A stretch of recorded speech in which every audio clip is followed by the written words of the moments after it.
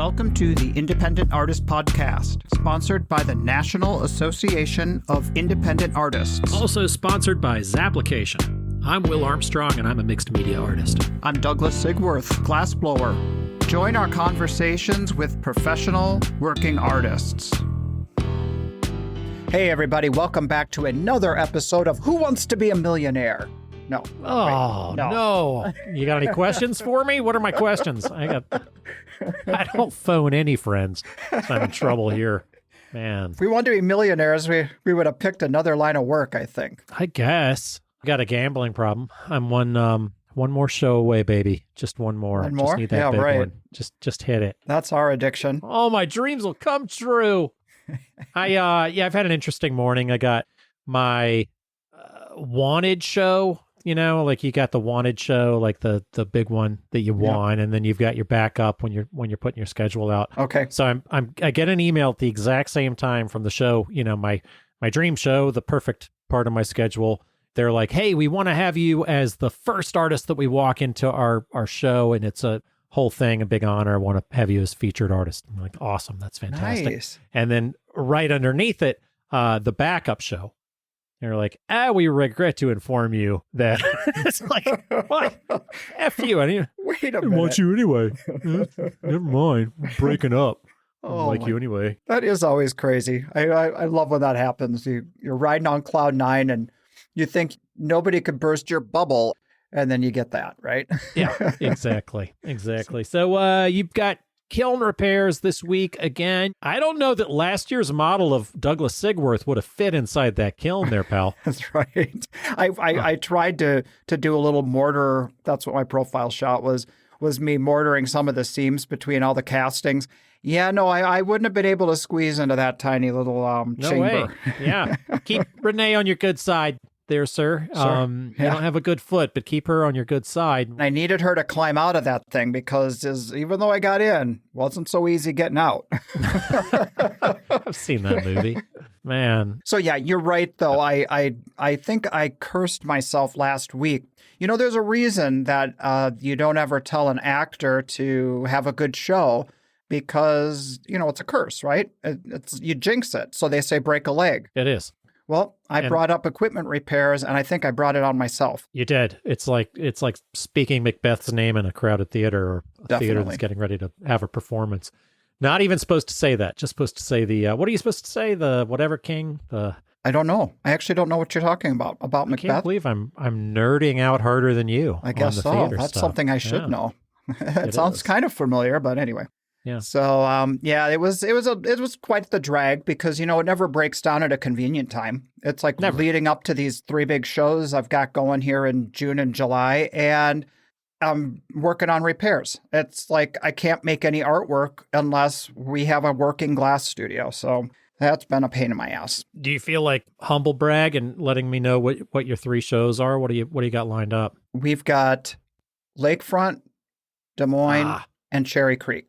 Bing, bing, bing. God Bing, damn. bang, boom. Oh, look at you. Bing, bing, bing, bing, bing. That's impressive. You know, that's what everybody wants. I forgot to apply to Lakefront this year. I hope that one goes well for you. Since they don't have the big clear span tent like they used to, I worry about storms. You know, last year, the first year they didn't do that. And on the lake, it's been rumored to be pretty nasty when storms sneak up. We got lucky last year. I hope this year holds true as well. Fingers crossed. Yeah, there's a lot of shows out there that just go by the seat of their pants, and it's only a matter of time. There's one that I won't even apply to Columbus anymore because of the storms and just my own anxiety and knowing how that would feel on the bridge and being on a bridge. It's like, well, if things go really bad, I've been there in really bad storms before when they didn't have it on the bridge, and I'm like, I don't want to die for this shit. Were you there the year of the microburst? Yeah. When it was in the Discovery District or wherever it's called, the art district? Yeah, over near the museums and things. There's an insane video. You can probably still find it out there where like everybody had to, you know, it was time. Everybody had to seek shelter. You can't be in your tent anymore. And there was this one woman hanging onto her tent and all of her walls are flapping. and it's just a disaster, and things, it's just barely by a thread, and all rest of her neighbors are all gone, and she's just there hanging on for dear life. And this police officer comes by. He runs out there. He's wearing like the full raincoat. His hat's blown off, and he goes over to her, and he just folds her into his coat, like just holds her, and he's like, "It's time to go." And he guides her back to safety in the tent. Just immediately, as soon as she lets go, boom, gone. Just smear. And they got they got that picture. I mean, I don't know how they captured that moment. I remember I actually made that my profile pic that weekend right after it happened, because just to show how disastrous that weekend or that storm was that came through. It was pretty moving. I mean, it's the cop didn't want to be out there. Protect and serve at that moment. I mean, that was pretty above and beyond for him to go and watch out for her too. A lot of shit was flying. Yeah, that was scary. So that happens on the bridge. Yeah, y'all gonna die. Oh. Not good. I feel like that creepy guy. It was one of the poltergeists. You're gonna die in there. You're gonna. Oh my God! I remember. This is like Poltergeist 2 or 3 or something. That was the 80s. My friends were the nerdy friends who we would quote movie quotes. Did you? Were you in that kind of? It.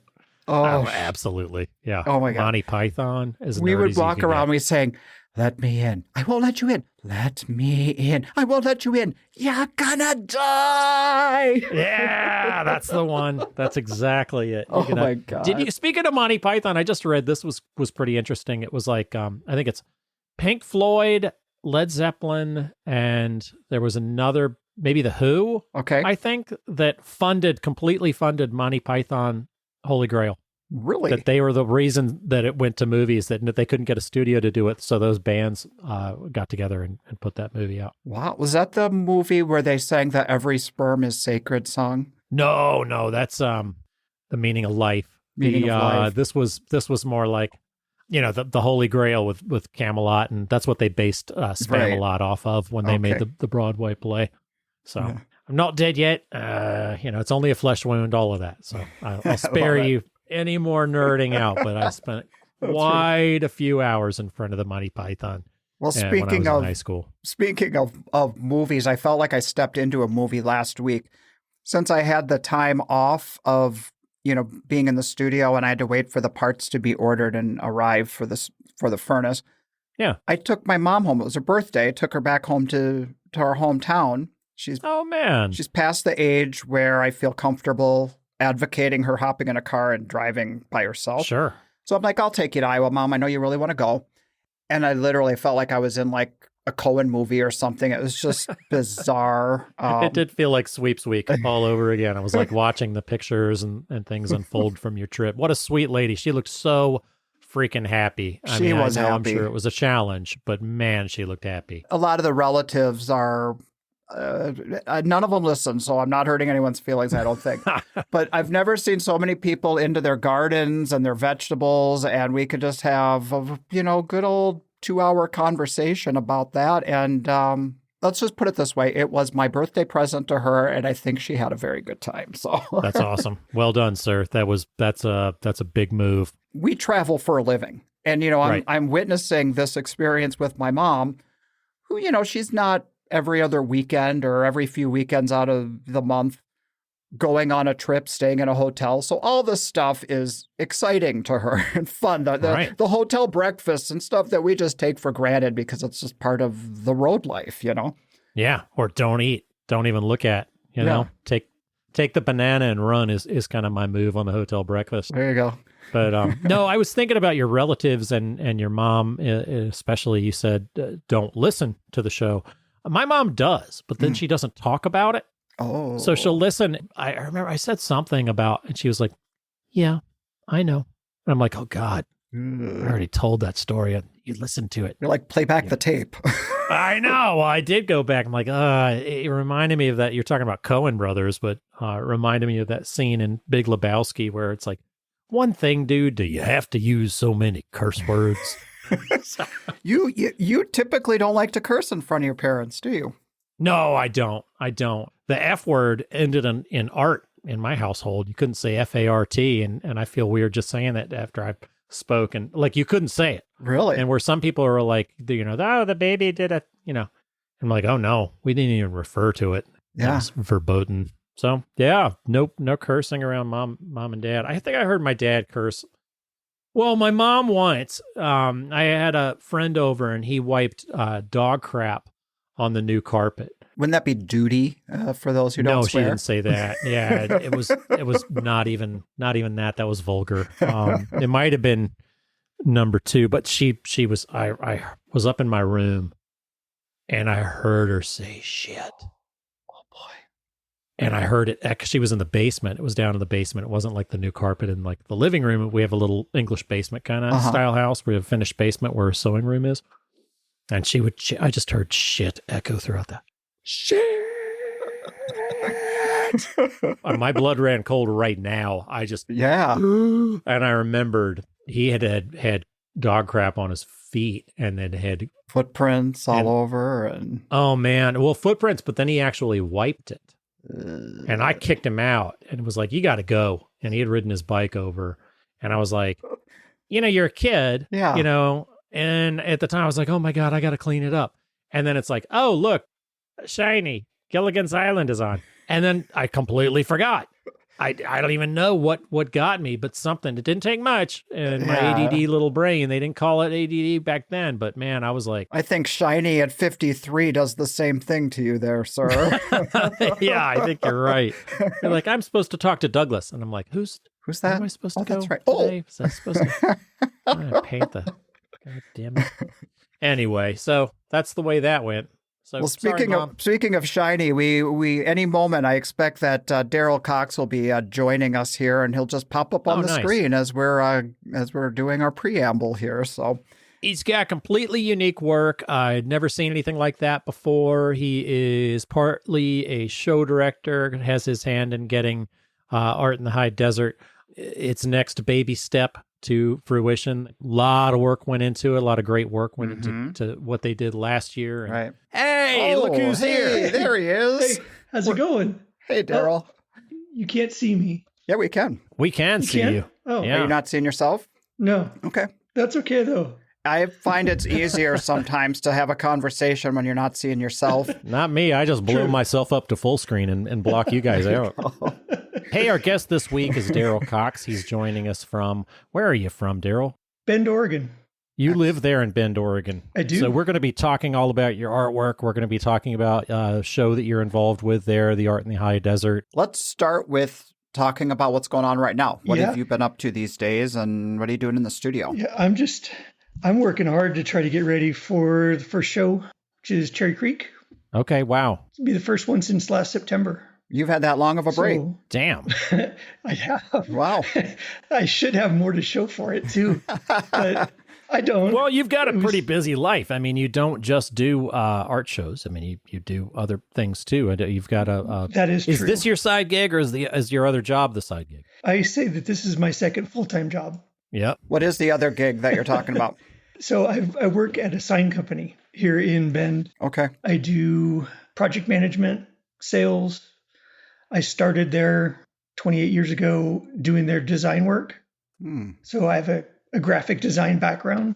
Mm-hmm. That's primarily where my focus was. That's where my schooling was. So you're learning all sides of the art show world within that. I mean, that's how you trained right there. I see it. I did. That's funny. You've heard the show before, but I won't bore you. But that's my training was graphic design, illustration. First big boy job was as an assistant art director at a newspaper. So cool. I kind of know the groundwork of that. That's kind of where I started and where I thought I was going to go is into the advertising.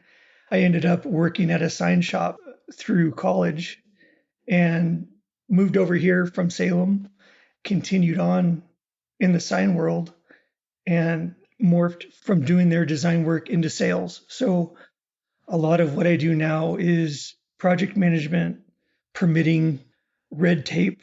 That's more or less my day, every day, all day long. Yeah. Well, how does that other career kind of fit in with your art life and producing your own work? It doesn't. No? It pays the bills, maybe? Yeah, I mean, it's one of those things where I've always been into art since I was a little kid, but it was more drawing, painting, that type of a thing. And then I went into the graphic design realm. The frames they're kind of like my avenue to get back into something tangible. Because everything that I do these days at work, you can delete it. Just delete and it's gone. Yeah. So, I just needed something that I could say, I did this today. You put it out in the world and it's a physical embodiment of something. Yeah. I can throw it across the room if I need to. So when you're making signs and things, it's like, these aren't like hand painted signs. These are kind of produced. Right. Like, I mean, are we talking about like, and excuse me for whatever, but if I need like a banner printed, is it like kind of a like digital kind of a banner? We do some of that, but more what I do are the big electric signs. Okay. So our shop is UL listed. We fabricate everything there. It's wired. We pull the permits for it. We have large trucks that go out and crane them into place, weld them off, hook them up. So I'll do the design up front and then project manage it through the shop, make sure that all the permits are done, working with customers on timelines. So it's all very much not art. Yeah, it sounds a little tedious, honestly. Is it kind of hard on you as far as that goes? It would be if I didn't have this other art, I think, because it's a nice outlet to turn back, and because there's so little art anymore at the sign shop. There's a little bit of design on the front side. Okay, sure. But after that, it's paperwork and red tape. Yeah, that's tough. Before Will does throw up emoji on me here, is AI playing any part into this career Jesus. that you've got going on? You gotta be so ugly, Douglas. Not so far. Okay, no. Well, good. Because everything that we do at work is tangible. It's big. It's out. There's really nothing. Not to say that it won't come at some point. It's just not there yet. Yeah. It's like I tell my kids, no is a perfectly acceptable response to a yes or no question. I love That's it. That's a good thing to teach our young women, as our young females, isn't it? To be able to say no to anything. Or men too. Yeah. She said no, jackass. Right, for sure, right. Yeah. Hang tight. We'll be right back. This episode of the Independent Artist Podcast is brought to you by Zap, the digital application service where artists and art festivals connect. Will, I sat down last week and started looking over what shows are listed in Zap that I want to apply to for the next season. Oh, thanks for the panic attack. I appreciate that. I haven't even begun. No, I really appreciate what they're doing for us as an industry. It's not just about us artists. It's also about the shows. They get to jury their show using our application images, and then the shows can manage all of our information using Zap's online platform. I don't know about you, but I find myself late night doom scrolling after that first rejection of the season, so it's always helpful to me to have everything in one place. Yeah. But I'm interested in how you got into, you have the career that supports you, but then you have your artistic outlet and how you turn that into a second full-time career. So I had a tree that died in my backyard, and I kept a branch off of it for years, literally years, because I loved it. I've always loved dead trees because you could see the structure of it and the form. So I just kept this branch for years, and I just carved on it here and there. And this is what came out of me trying to figure out what I could do with that branch. So I wasn't a crazy person packing this thing around for years. So I made the first one, and everybody that saw it really liked it, but they're my family and friends. So they're like, yeah, you're supposed to say that. Yeah. So I kept making them, 3, 4, 5 more. And my brothers are like, what are you going to do with all of these? And I'm like, I don't know. I just I like making them. They make great Christmas presents, right? For family. Yeah. So I was doing a sign for a lady with a coffee shop in downtown Bend. And she was talking about how this wall she has. She's like, I'm going to have local artists, one every month or so. Do you know any artists? And I'm like, well, I do these. And, and she was like, those are awesome. You got to hang them. And so I hung them. I think I sold like 8 or 9 in the first month, and Wow. which was really cool. I didn't expect it. Let me ask you, did they have kind of an element of what you're doing now with the frames, or was it just carving wood branches? No, they were fully fledged fusion frames. Just, I mean, the one out of the box was a fusion frame. Gotcha. Mm-hmm. Very cool. Are you able to use like molding? Can you use like frame molding? Or are you carving the molding as well? Or I'm replicating it. okay. I used antique frames just because I really like the character that they have. You know, they've got all those little chips and splits and cracks. You know, they've already lived a life. Mm-hmm. Right. So, you know, they marry up really well with these older branches that I find. So they just kind of marry really well, and they have this kind of an old soul feeling about them. You know, interesting. So yeah, I don't do anything with new moldings, no new frames. It's all old, and it really contributes to the one of a kind aspect of it. So that first tree that you said meant something to you, was it because of how it looked, or was it the memories that it embodied? Oh, it was it just didn't make it in my yard, but it was a contorted filbert. Okay. So it was one of those really twisty, gnarly kind of trees. Right. And I just loved it because it had so much character. Okay. And I was bummed when it didn't make it, but I just liked this one section of it. Because I think about like my childhood and growing up, there'd be trees that were that special tree that meant something to the family. Like you always had your family pictures in front of it as you grew up, and it had kind of sentimental value. But then there was the thing where they had kind of like this unique aesthetic, and it sounds like it had more to do with that aesthetic aspect of it. Yeah, I mean, I hadn't lived in this house for very long, and it was just something that I tried to plant, and it just didn't make it. Okay. I was bummed that it didn't make it, but look what it gave you. It gave you a direction. Yeah. That's pretty awesome. Yeah. And that's interesting. What's funny is that first show, the very first one to sell, was the very first one that I made. Mm. And the person that bought it is Darryl Cox. Ah, very cool. And for those of us who don't, those of you who don't know Dave and Darryl Cox, Darryl Cox is a beloved member of our community, a jeweler, and her husband Dave. They ran the Art in the High Desert. Not only ran it, they birthed it. Didn't they create it from nothing? Oh, wow. Yeah. Cool. Yeah, they did. So this was back in 2014, and Dave and Carla came to the coffee shop, and they ended up buying that one. And Dave Fox pulled me aside and said, he goes, I don't have any control over who gets in the shows because we're not on the jury. We just find the jurors, but you should apply if you're interested. Right. So and was that the first time you'd ever even considered applying to an art fair? Yeah, that's literally what started I would have never dreamed of doing anything like that otherwise. Wow. Pretty great mentors. I mean, as far as getting into this thing. Yeah. And my first show, my booth was terrible. I had all these things that I thought was join the club on that one.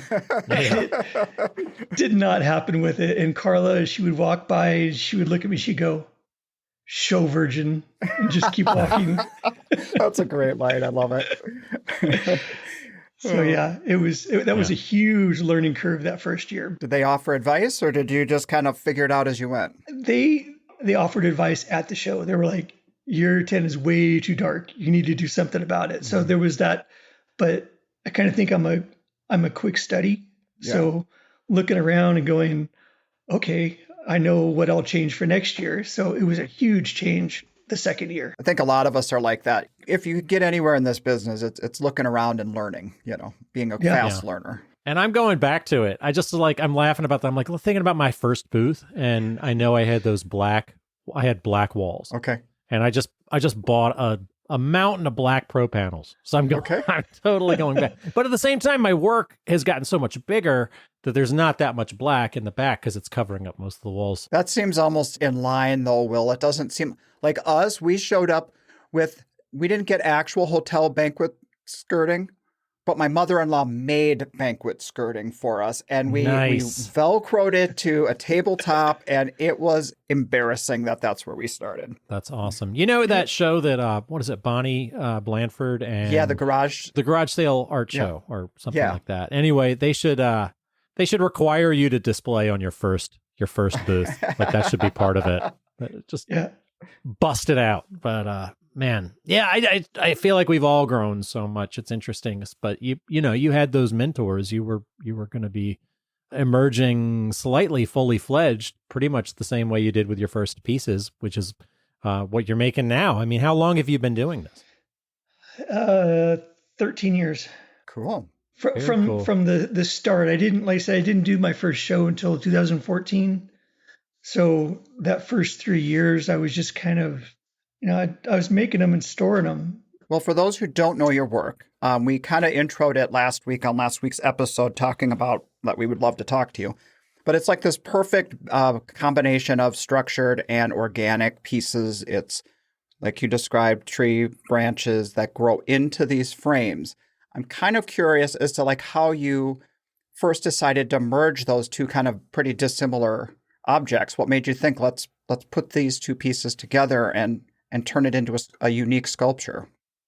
I really like that they're two related materials. Mm-hmm. They just took different paths. There is a kind of a talking heads element of nothing but flowers, but the nature kind of taking over the object that it used to be. To me, this is how I see it. And, sometimes I'm trying to remember who said it. Maybe Ben Fry said it. It's like, well, it's none of my business what people think of my work. Right. Or where it goes.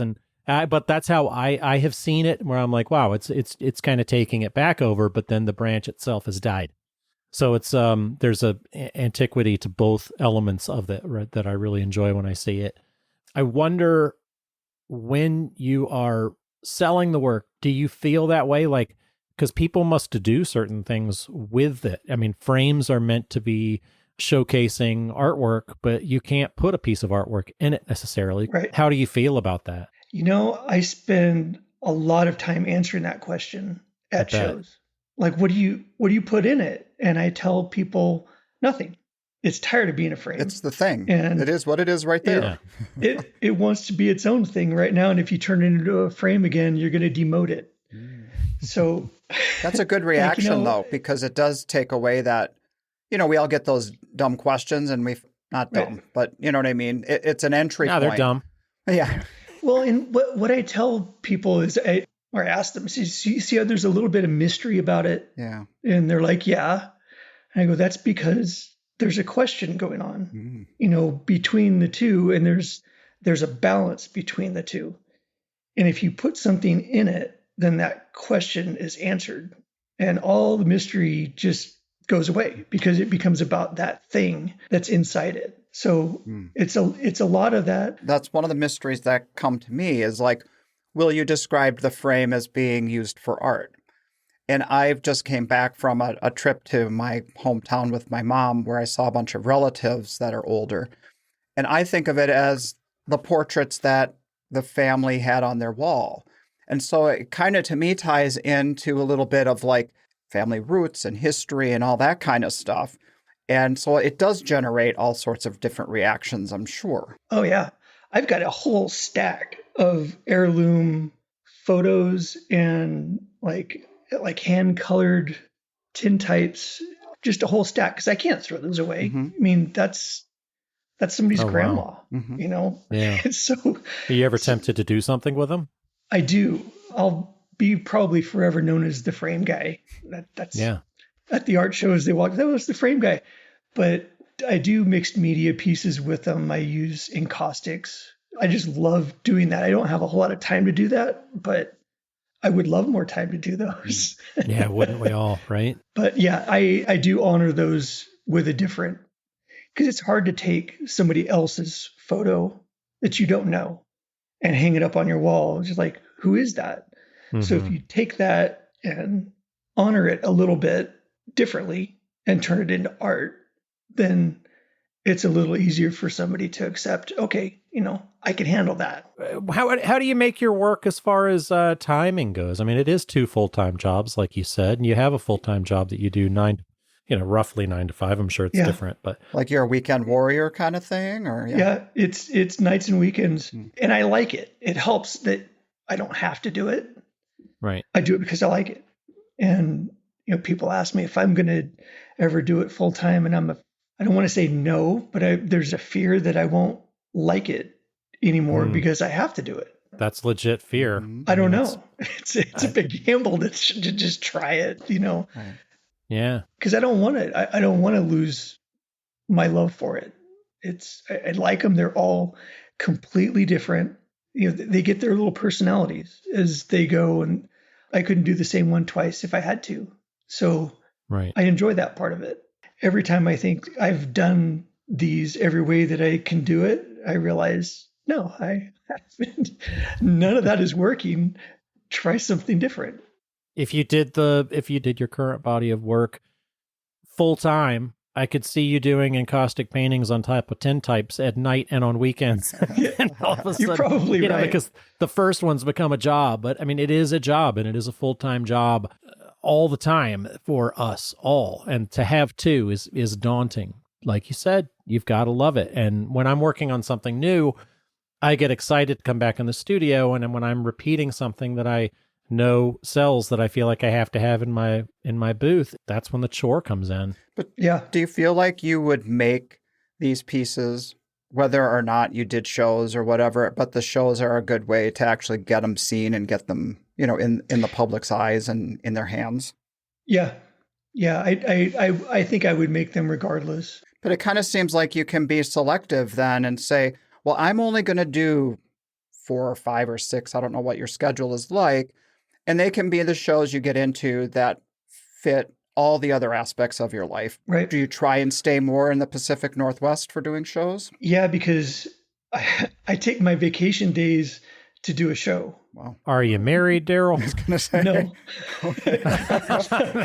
There it is. The wife would be like, we're going to use that time for a getaway. Yeah. I'm way up here in the Pacific Northwest, and it's such a long drive from Bend to anywhere.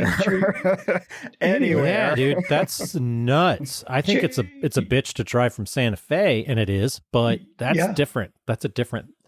But you got to get yourself in a different mindset almost. Yeah. Cherry Creek is an 18-hour drive, which it's not nearly as far as a lot of artists drive, to do these shows.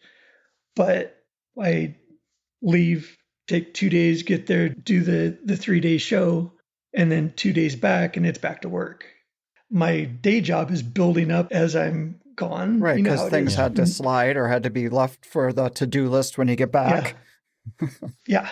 So there's this pent-up demand for all of this stuff that I have to do when I get back from a show. So it's not like I get back and take it easy for a while. It's go time differently. Wow. It is, but do you find yourself getting into that? I don't know. We were talking about sales guy and setup guy and artist guy, like just being the different human beings last week. And do you find yourself, is there a comfort in that at all to getting back to the grind and knowing what to expect? It is. I mean, just because they're so different. And that's what I really like about doing the art and the art shows is it makes me flex a different brain muscle. It's actually out talking to people. You get their immediate reaction, and it's things that are appealing on an emotional level with art. Whereas, when you deal with the sign part, it's a business, it's a need. It's not an emotion. It's a different kind of thing to be able to compartmentalize it that way. Are you an extrovert or an introvert? Introvert. Yeah. I could tell. It's different than like you and I have only met one time. We've certainly been aware of each other, and through years I've never had the pleasure of having you as an art show neighbor. I've really only ran into you face to face in hotel lobby, and I was like, we started chatting, and it was like, one-on-one. I was like, oh man, I really like this guy. This is cool. Just chat for a second, and then it's like poof, it's gone. And that's the way a lot of these art show relationships are. But that's kind of why I asked that question is because you can get back into the office or you can get back into the studio and just be an introvert again and recharge. Yeah, there's so much of what I've done that I've learned just because I have to. You have to learn to turn it on. Even if you're faking it, you just got to do it. Right. At work and at the art show. Becomes a character you step into, I'm assuming, yeah? Yeah, that's it. You just do it. And if you do it with conviction, nobody knows. Right. Yeah, it's acting, right? It is acting. What I think Douglas was kind of getting at, playing the character and playing sales guy, and you can't be cheesy sales guy, or you're going to get you just have to be genuine. You're authentic, yeah. Right, relatable. What's it going to take to put you inside this brand new piece of artwork today, sir? It's just not gonna fly. But you've got to be there and open and genuine and likable. And if you're not, man, it's a bad show. Yeah. Well, I'm assuming you have to source your materials from very different spots.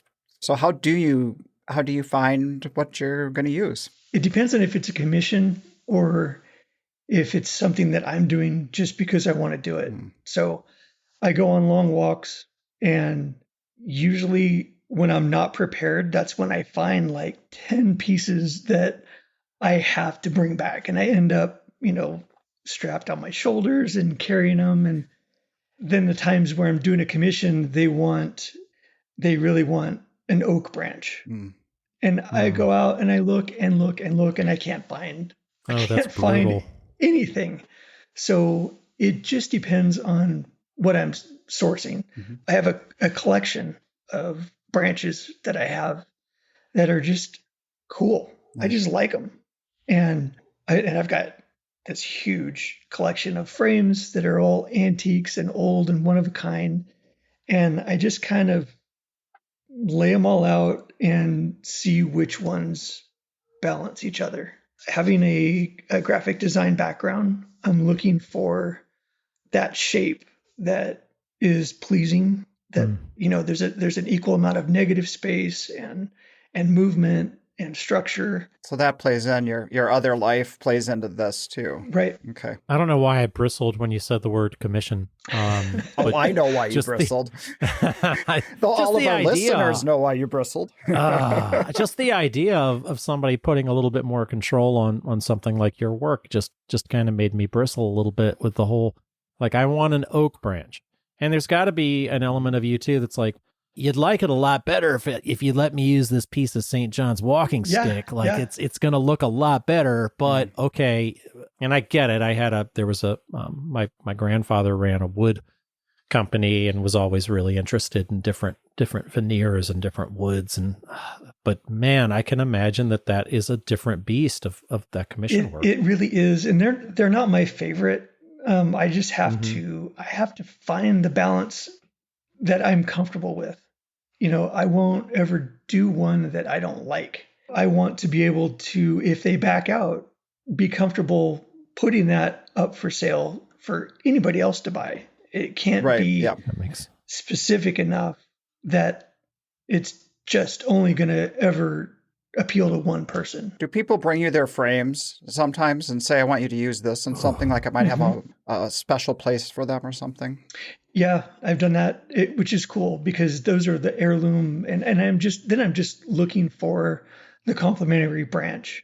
I've had people bring me a branch. It's a little harder to do it that way because there has to be just enough movement in the branch, and it has to have kind of a nice taper and end to it, just so that it makes sense. Looks natural. Yeah. But I had a lady bring me a frame, and it's this ornate Victorian frame. It's like this big. It's all gold leafed. It's beautiful. Oh, wow. And it had her grandmother's wedding picture in it.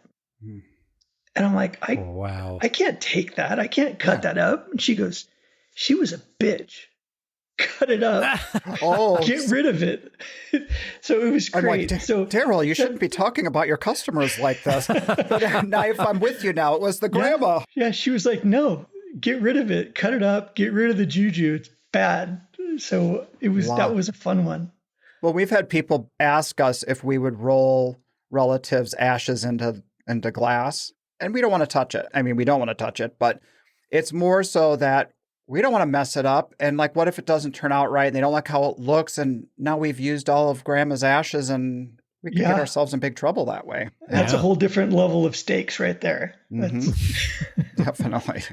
Yeah, Susan actually created a piece and put ashes, set it under the gem. Oh, cool. She was like, I have to clean the bezel before I put the gem in there. Filling it with ash is going to kind of do away with the hole. It's going to look like, all right, here we go, Grandma. It's a little bit of Grandma is leaking out of the ring. Seriously. Oh, hey, I was curious. I was reading your bio on your website, and your parents, your story about your parents and how they kind of set you up for this kind of life, the relationship with them and their influence. Can you tell the listeners about that story? Yeah, my mom, she's just totally creative, and she's not an artist per se, not like artist selling anything. She's just totally creative with everything that she's ever done. And my dad, he laid floors, but he was a carpenter. So I see now where I get this history. I got the art side, and I've got this craft type approach on everything. And I was really fortunate that my parents never held me back for anything. They let me do whatever I wanted to do that way. They never tried to steer me in a direction. My dad died when I was 11. So I don't know how that all would have played out. I look at the rose-colored glasses, and say it would have been fine. I have no idea. But wasn't he a carpenter? I mean, do you think maybe that influenced you? Maybe it was internal or anything about that? Yeah, absolutely. I mean, I grew up going to work with him, watching him build things and laying the floors, helping him lay floors. So all of that was kind of ingrained in me early. But then I've got the creative side where, I'd go home and draw and paint all day long. You don't even think about it at the time, but that's the little building blocks that turn into something later. That's awesome. That's incredible. That kind of freedom. I mean, my folks were very open in letting me do what I wanted as well, but all that did was to create some hippie liberal weird artist guy in their conservative household. I don't know. Had only they known what they were doing. So they're like, God, maybe we could have throttled back on the open-mindedness here a little bit. I was raised very, very conservative as well. Very, very conservative. Yeah, it's interesting how it happens. Someone mentioned to me recently about the idea that our generation, our parents raised a lot of us with the do no harm idea, like the kind of like kids will be kids, they'll be fine, not a heavy hand. So that does bring me back, you guys talking about that. And then that's also, there's a thing going around now that reminded me of it. It's just a meme where they're making fun of our generation, talking about the ad. They had to put an advertisement out to remind people that they had kids. It's like, right. 10 p.m., do you know where your kids are? And it's like, I've seen that too. Yeah. And it's like, oh, wait. Yeah, they did have that. And we were gone. We were just outside. We were, I was in more of an urban, suburban, but still you could just walk down to the shops and stuff. But I could go over to my friend's house and just disappear into the woods until the wee hours. He'd be back by bedtime, I hope. Yeah, it's 10 o'clock. You got kids. Where are they? It's time to bring them in. It was a punishment to have to stay home. Yeah. I remember that. Sure. And it's hard to get kids outside to play now. Yeah. Do anything. It's wildly different. There's no threat of go to your room anymore. It's like, I'm already in my room. Like, what are you talking about? Like, go to your room and give me your phone. Oh, there you go. That's child abuse, Douglas. Yeah, that is child abuse. That's right. Yeah. Hey, we've had a really nice chat here talking about the first, 2 parts of your life with the sign making and your artwork. I feel like I've got a much better understanding of where you're coming from. I did want to ask you, Douglas and I were talking about this and wanted to talk about kind of bringing art in the high desert back from the dead a little bit after COVID. it wasn't just COVID. It was just kind of a culmination, and correct me if I'm misspeaking, but I feel like the directors at the time lost a little bit of energy at the same time that COVID came that was really beating them down. I mean, can you talk to that a little bit? Dave and Carla, they ran it for 12 or 13 years. Huge labor of love, right? Yeah, it's amazing. And until you kind of step back into it, and from that angle, you realize how much they actually did. Oh, yeah. But yeah, I mean, they were more or less looking for somebody to take it over. You're saying before COVID, they wanted to hand it off. Yeah. Mm-hmm. So they were looking for somebody to take it over. They said they have kayaks, and they never actually put them in the water. Oh, so man. They weren't living, like they were just working, and they wanted to, all summer, once it got warm enough to put the kayak in the water, that's go time for the show. Yeah. So they never got the chance to do it. And then COVID happened, and they were like, this is kind of nice. Yeah.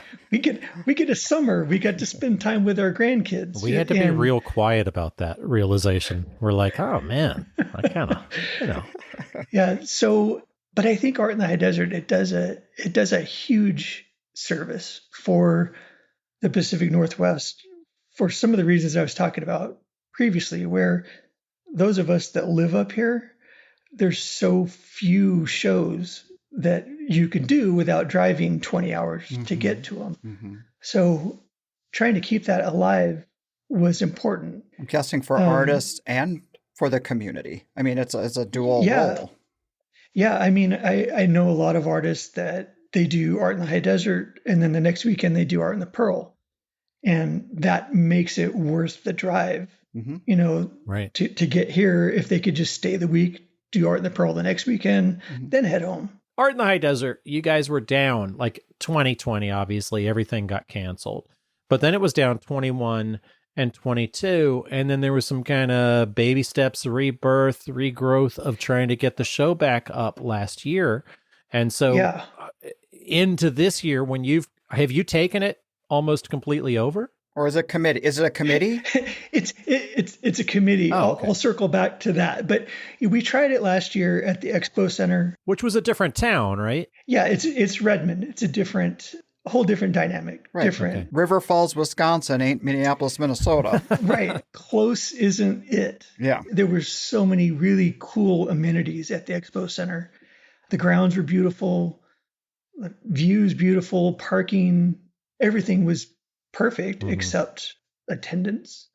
I mean, that's a big one. And it was well attended. It just not for the duration of the festival. I mean, there were lulls. There were lulls, and it wasn't what the other show was. Mm-hmm. The Old Mill District is smack in the heart of Bend.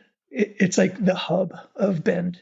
And during COVID, the amphitheater grew, so it kind of squeezed us out a little bit. Sure. And then they took part of the footprint, and then they also said, and we can't guarantee you 3 days anymore. Mm-hmm. So that kind of shot everything. So that's why we tried it at the Expo Center, because we really could not find another home in Bend. So aren't you responsible for finding the new location that brought the show back to Bend? Like, tell us about that process. At the end of the show last year, I can't speak to the mental part of the entire board, but I know where I was. I was like, I don't feel it at that spot. So I was kind of like, I respect it if everybody decides to keep doing this, but I'm going to have to say, I'm out. Best of luck to you. I will support you however I can. But I didn't want to do that. And then I thought, I'm going to give it one more go. There's got to be something. And so I drove around and I looked at this one park. It's owned by the Parks and Rec District in Bend. So I just called them out of the blue. I said, hey, is that park available? And they said, well, we have 2 parks that are available for events, and that's one of them. I'm like, great. Yeah. And well, we're getting somewhere. They said, well, we'll only give it to you for 3 days. That's the only time it's available. And we always had 5 days. So we had a site marking day, an artist setup day, and then 3 days for the show. Mm-hmm. Can we do it in 3 days? Because we can't get on the site until 9 a.m. The day So, of. but we The can day of setup. yeah. So, we can break it up into 4 waves and get everybody done, and everybody's unloaded and going by 1:30. Is that when the show starts? Like 1:30? 5. Oh, 5. Okay. So, that makes sense. that last flight would be at 1:30, I think. Gotcha. Right. In the artist acceptance pack, where we ask, how long does it take you to set up? And we 3 break days. them into chunks. Sigworth need not apply. That's right. The jewelers that almost just back their car up and roll out, and then they're done in 20 minutes. So yeah, there's a wide range of setup times. So we're staging it that way too. And I would have to bring up our board. Yeah, please. Our board who's is on that board? Phenomenal group. Cool. I'm one of the co-chairs. Cool. I'm here because I'm on the ground. The other co-chair is Rachel Harvey. She's a landscape painter. Nice. She is taking more of the artist communication and Zap and jury process. So, well, those are the two main things: logistics and the art show part. You know what I mean? Yeah. Yeah. So we've kind of tried to break it up that way, but then we've also got Karen Gelbard. Mm-hmm. She's a weaver. Yeah. She's our secretary.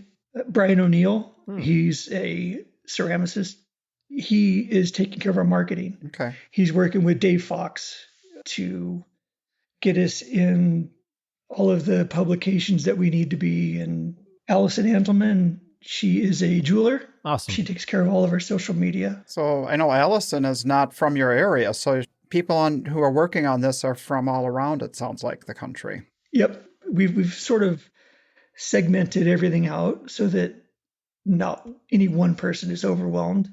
That's perfect. Or try to not be overwhelmed. Right. Yeah. Because what I think about is the fact that, you just told us you have basically 2 full-time jobs, and here you are with now a third thing that you have to put your attention towards. So that is a lot. Yeah. And so these people are amazing. Yeah, you have some rock stars. I mean, those are some top of the food chain people. Yeah. Gerald Arrington. So he's another ceramicist. Ceramic. He is our volunteer coordinator. And Carla Fox. She's cool. also on our board. She's still involved. That's nice. Yeah, she is. She stayed on, and she is awesome at historical perspective. This is what we did in the past, knowing that it's a different show, but she's got this wealth of knowledge that she can contribute to what we've got going on. There's been lots of really colorful conversations, as you can imagine. Well, I was wondering, because we have no problem saying, no, we're not going to do it that way. Yeah. We're not. I was wondering if when you have that kind of historical perspective and we've always done it this way, is it hard to change? Do you guys butt heads a little bit? Because I love Carla. She's opinionated. Part of what I love about her, I mean, and that's what makes a really good board member. Exactly. I mean, there's a difference between opinionated and argumentative. There's absolutely a difference, for sure. You need that person to stand up and go, no, you jackass, listen to me. Or we've done it this way.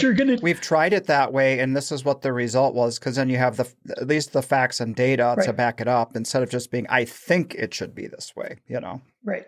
No, and she's been great. And so Rachel and I, we lean on her heavily. Awesome. But then we also go, but we're not going to do it that way this time, Carla. Yeah. We're not going to do it. And she'll grumble, and then she's fine. And then we also have a new board member, Kate Bailey. She's our treasurer, and she is phenomenal. She's not an artist, but she's so well connected into the community. We were talking about lodging. Bend is so expensive in the summertime. So it could be really a challenge. It's a big hurdle for some artists to drop $250 a night for a hotel. So she's from Louisiana. She's back there. They have a relationship with the colleges. They rent the college dorms out on off times. She called the OSU Cascade campus here and coordinated the same thing for us. So we've got lodging, 4 nights lodging for the artist for $260 total. A night? No, total. Amazing. Total. Wow. That's incredible. Yeah. So it's kind of dormitory-like? Is that what that's Yeah. Very cool. So who brings the beer keg? I know, right? It's like maybe a mile away from the site. You know, when you say producing a show, it's important to have artists involved. In this case, it seemed like having a member of the community seems like the right person to have involved because they knew how to handle that. Since we are all artists, we're going to be in our booth that weekend. Mm-hmm. We need somebody that isn't strapped to a booth, that can float around. And then we've got, he's not actually part of our board, but he might as well be. Steve Provence. He does a lot of the logistics at Art in the Pearl. Mm-hmm. He lives here in Bend. So he was like literally the first phone call that I made after I found out that we had the site for sure. This is all volunteer, correct? All volunteer. All volunteer. Well, it's a nice sized team too to share the load. Yeah. Delegation is key. I can't say enough about our team. Cool. It's a good group. So, Darryl, I want to bring it back to your work again here. We'll kind of wrap things up here. One thing I found kind of interesting is a lot of us have a love-hate relationship with social media. And I've seen the reels and the TikToks that you put out to promote your work. And they're amazing, man. They go viral. Can you tell us about what you did with that? I just thought, have some fun with it. And so I take a frame and I put rooting powder on it, and then I plant it and water it for about a year. And then on April 1st, I have harvest day. So I take them out, obviously sculpt everything, build the whole thing, and then really quickly bury it again, which is kind of nerve-wracking. Yeah. And then harvest it. So many people believe me. If anybody's near me at a show and you listen, you will hear somebody come up and say, I can't believe you figured out how to grow these. How did you come up with it? So this is this is just like a little bit of a trick, right? I mean, this is not how you do your work. A little bit. Yeah. No. Yeah, it's just my April Fool's Day videos, and they've gone crazy. They have. I mean, I get emails pretty consistently asking me how often I water it. Like, are people trying to do this? They are. I guarantee that there are pots in this world with frames in them. Guaranteed. It is set up a little bit like a DIY kind of thing there, Darryl. Yeah. How, like you're talking, I have not seen them. I'm embarrassed to say that I have not seen those. Are you, you say viral, like how many people are you getting millions to see these things? Millions. What? Yeah, hundreds of thousands up to millions on some of them. That's incredible. Yeah. So my Instagram, I think between the two, I think I did 3 this year. And between those is probably 12 million. Wow. Between those 3. We're going to hire you to do ours. Yeah, right. That's what I did for Art in the High Desert before this year. So when my daughter found out that the Tooth Fairy and the Easter Bunny were not real, she was very angry with us. Did you ever get anybody really angry with you for leading them astray on this? I get told off constantly. Do you really? People. Oh, I would love it. How dare you? And because they've gone out, they've bought the pot, they've bought the soil, the rooting powder. Yeah, and it's amazing, and they're mad. They're like, because they're out money. They're out money. Like, did you see how much that guy gets for his art? I could do this myself. That's right. And I have gotten so many emails that ask for specifics, but this one, it was from a design student, and she's going in for her final that following year, and I inspired her, and she had these really large wooden buttons that she found, and I had inspired her to grow them. So she's going to grow for her project, grow the buttons, and then incorporate them into her outfit. And I thought she was just screwing around with me, but she actually sent me pictures of the pot with the dirt and the big wood button stuck in. So I had to come clean with her. I'm like, don't rely on this for your final. Please don't. I mean, come on. Don't all schools teach that you can't believe everything you see on the internet? I mean, come on. Yeah. True, right? But I have fun with them. And, the majority of all of the other parts of the year, it's fairly serious. It's just that one time a year where I just kind of, let's have some fun with it.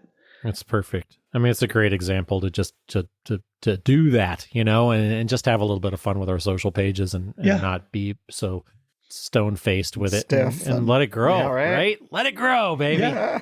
Let it grow. Man, Darryl, you have been an incredible guest. I appreciate you sharing things from both sides of 3 different aspects of your life, and just really been nice to get to know you a little bit better and ask the questions that maybe some of us have had rattling around in our heads. So, man, thank you. Thank you. Thank you. It's an incredible honor to be asked. You guys do a great job. Well, thanks. Appreciate that. We look forward to seeing you out on the road. Cheers. See you. Take care. Informative talk with Darryl. Sure I enjoyed that. Appreciate him joining us. And always, again, interesting to hear from folks that make the art show world work, whether it's just, 1 or 2 shows a year and a full-time job, or keeping your heart and your brain happy while you're doing something else, or however you push it. Honestly, I didn't even realize till we started talking to him that when he said he had 2 full-time jobs, the art world and his other job. So that was a discovery to me, and it's kind of interesting to hear how he makes it all work. And that's the way he wants it to work, because it keeps the art stuff fresh and happy, not like a job where you have to show up every day, like we do. Yeah. I guess so. Do you look at it that way? Does it feel like a grind to you ever? It does when I'm inside of my furnace trying to mortar the thing together and to be able to make some work and get back on the road again. Yeah. So that aspect is not fun, but yeah. Yeah, I hear you. I don't know, just getting the energy of putting one studio down and pulling the other one up and moving and doing all that other stuff. I find it pretty hard to motivate myself, especially right now. There's just been some mental hits that I've had with my creativity that are having a hard time keeping it going. So, man, sometimes you do just want to punch a clock. Right, yeah. Just say, what do I do today? Tell me what to do, I'll do it, and then I get to go home and leave it there, Well, my wife would be happy. She'd be like, paint the deck. Okay. Paint the deck. I'm like, no, I can't do that because I can't get out of my creative. I'm not feeling it. Hey, on the preamble, we were talking about movies and entertainment. Before we go, I wanted to ask you on the air, have you been watching Hacks this season? Yeah.